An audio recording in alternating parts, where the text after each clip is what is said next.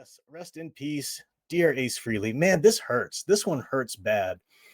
Uh, whenever a person dies, period, it's a tragedy. Anytime a person dying is a bad thing, even if they're at a really old age and they were suffering a lot. You might say, well, at least they're out of pain, but it's still death is a horrible thing. And so, anytime a celebrity dies, people post about, oh, this and that, this person died, but sometimes, and it's always good to, mourn them or say rest in peace or whatever, or think back on the work that you enjoyed of theirs.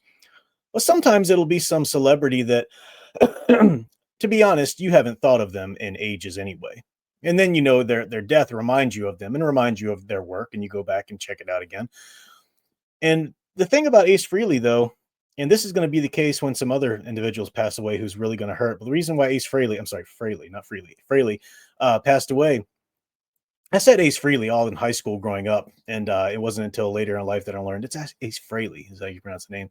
But Space Ace, our dear Space Ace, he was still acting a rock star. He was still putting on amazing live shows. He had just released a killer solo album just a couple of years ago, the 10,000 Volts album. That's a really sweet album. Check it out. So he was somebody, like an Alice Cooper or Sammy Hagar that's still out there producing and making good stuff. It's not like, oh, I remember that guy, oh, I remember when I used to listen to their music. No, this is somebody that I was still following and still enjoying.